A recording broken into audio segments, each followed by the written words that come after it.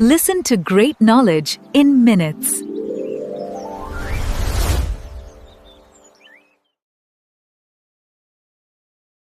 Welcome to Saarika AI. Joining host Arjun, a thoughtful literary critic, is guest Nandita, an avid reader and sharp book critic. Today, they delve into the Anxiety and Phobia Workbook, a comprehensive guide to understanding and overcoming various anxiety disorders. Explore more at sarika.ai. Welcome back to the show. Today we're diving deep into a truly pivotal resource for anyone grappling with anxiety, the Anxiety and Phobia Workbook by Dr. Edmund J. Bourne. Nandita, this book has been a cornerstone for so many, hasn't it? Absolutely, Arjun. It's not just a book, it's a comprehensive guide that really shifts the paradigm from viewing anxiety as a singular issue to understanding it as a multifaceted experience. Dr. Bourne's approach is incredibly holistic, which I think is its greatest strength. That's a great point. He explicitly moves away from what he calls the single cause fallacy, which is so important. Can you elaborate on why that particular distinction is so crucial for effective anxiety management? Certainly. The single cause fallacy often leads people down a path of frustration. If you believe anxiety is just a chemical imbalance, you might only focus on medication. If you think it's only about past trauma, you might neglect present coping skills. Bourne argues, quite rightly, that lasting stability comes from addressing the whole person, mind, body, and spirit. So it's about seeing anxiety not as a broken part, but as a system out of balance, right? And the workbook aims to bring that system back into alignment through various strategies. Exactly. It's a systemic approach. He really emphasizes that multiple factors contribute to anxiety: genetic predispositions, learned behaviors, environmental stressors, even diet and lifestyle. And if you want to truly overcome it, you need a strategy that touches makes on so all much those sense. areas. Before we dive into those strategies, let's talk about how the book defines anxiety itself. He makes a clear distinction between normal fear and this chronic state of apprehension. What are the key takeaways there? Well, normal fear is a natural adaptive response to an actual threat. It's finite. Anxiety, however, is often a response to a perceived threat or an ongoing, subjective state of apprehension that can persist even when there is no immediate danger. It's more pervasive, more sticky, if you will. And he categorizes different types of anxiety disorders in a very accessible way. Can you walk us through some of the primary ones he covers, like panic disorder and agoraphobia? Of course, he breaks them down clearly, which helps people self-identify and understand their specific challenges. Panic disorder, for example, is characterized by sudden intense episodes of terror, often accompanied by physical symptoms like a racing heart, shortness of breath, or dizziness. It can feel like you're having a heart attack or losing control. And how does agoraphobia fit into that picture? Agoraphobia often develops as a consequence of panic disorder. It's the avoidance of places or situations where escape might be difficult or embarrassing, or where help might not be available if a panic attack occurs. So, people might avoid crowded places, public That's a transport, powerful or even connection. leaving their home. It's interesting how one can fuel the other, creating a cycle of fear and avoidance. What about social anxiety and specific phobias? Social anxiety, or social phobia, is the intense fear of being judged, scrutinized, or humiliated in social situations. It's not just shyness, it's a profound distress that can severely impact daily life. And specific phobias are intense, irrational fears directed at particular objects or situations, like heights, flying, or certain animals. So, the workbook really provides a diagnostic framework, but then immediately pivots to the how-to of managing these conditions, which is where the multidimensional approach comes in, right? Precisely. Understanding the landscape is the first step, but the real work, the real empowerment, comes from applying those multidimensional strategies.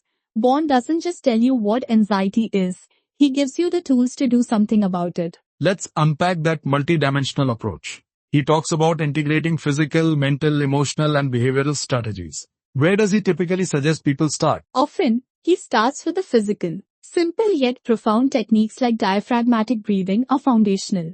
Many people with anxiety breathe shallowly, which exacerbates physical symptoms. Learning to breathe deeply and slowly can immediately calm the nervous system. That's something often overlooked, isn't it? The sheer power of our breath It's to incredibly regulate our powerful. internal state. Absolutely. And it's something you can do anywhere, anytime. Beyond breathing, he emphasizes physical exercise, proper nutrition, and adequate sleep, all basic pillars of well-being that are often disrupted by anxiety. So, addressing the body first creates a more stable foundation. Then, I imagine he moves into the mental strategies. Exactly. Once the body is a bit calmer, the mind becomes more receptive. Mental strategies involve cognitive restructuring, challenging those anxious thought patterns, identifying cognitive distortions, and replacing them with more realistic or helpful thoughts. It's about changing your internal narrative. The classic what-if scenarios that anxiety loves to generate. Learning to reframe those is key. Precisely. And it's not about positive thinking in a superficial way, but about developing a more balanced and realistic perspective. It's about examining the evidence for your fears rather than just accepting them as truth. And then we have the emotional and behavioral components. How does he weave those in? Emotionally, he encourages acknowledging and accepting feelings rather than suppressing them. This is where mindfulness practices come in. Behaviorally, it's all about gradual exposure therapy, facing feared situations or objects incrementally to desensitize oneself and rebuild confidence. Exposure therapy can feel daunting for many, but the workbook's step-by-step nature must make it more manageable. It's critical that it's step by step. He advocates for a very gentle, progressive approach, ensuring that each step is manageable and builds on the last.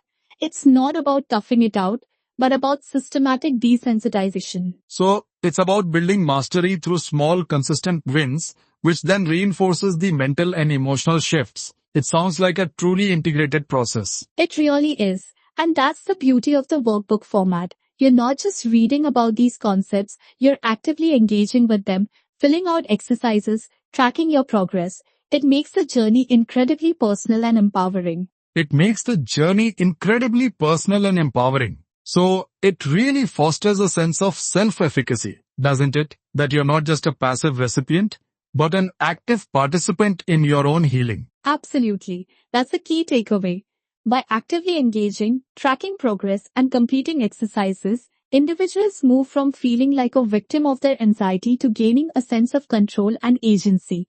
It's about building competence. And this directly ties into his holistic recovery model, where all these dimensions, physical, mental, emotional, behavioral, are integrated through these very practical exercises. It's not just intellectual understanding. Exactly. You might do a physical relaxation exercise, like progressive muscle relaxation, which then directly impacts your mental state, reducing racing thoughts, or cognitive restructuring, which is mental, changes your emotional reaction. They're all interconnected. That makes perfect sense. What about the role of acceptance in this framework? So often, anxiety involves fighting the symptoms, which can make them worse. That's a crucial point, Arjun. Bourne emphasizes that acceptance is not resignation. It's a shift from resistance, which paradoxically reduces the intensity of the symptoms.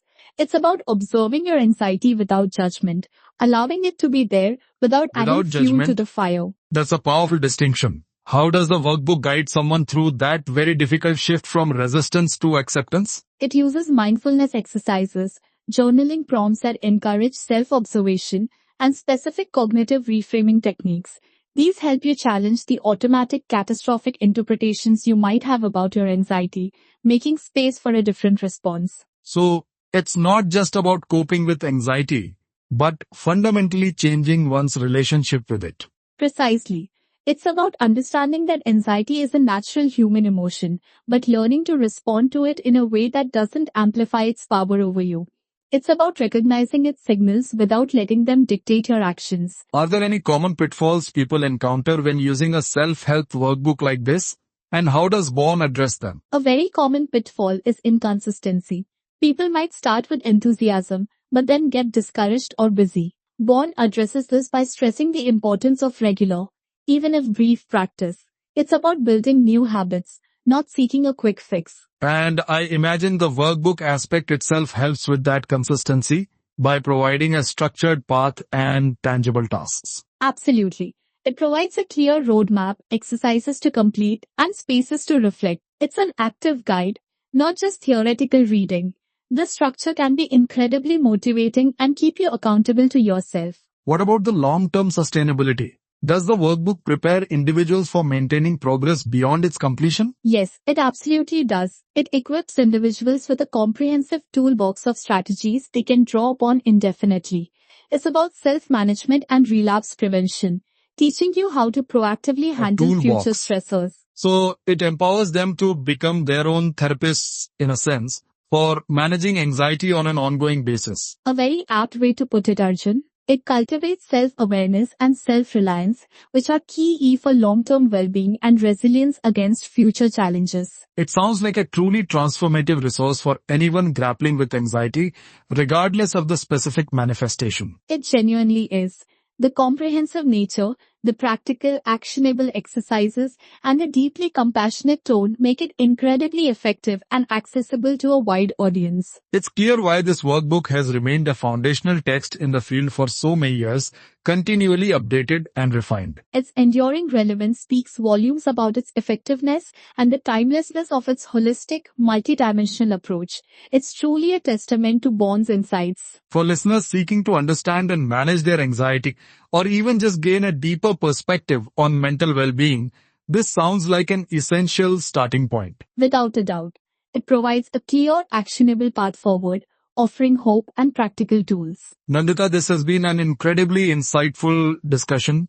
It really highlights the depth and practicality of Bourne's work in a way that's both informative and empathetic. My pleasure, Arjun. It's a book I consistently recommend for its comprehensive and empathetic approach to such a pervasive issue. It's been a truly valuable overview. For anyone who found this discussion helpful and wants to explore more deep dives into nonfiction, Saarika AI-Books in 10 minutes provides excellent summaries at saarika.ai. Indeed, resources like that can be incredibly useful for quickly grasping the core concepts of important works and deciding what to read next. Absolutely. It's a great way to discover books that can make a real difference in your understanding and personal growth. Agreed.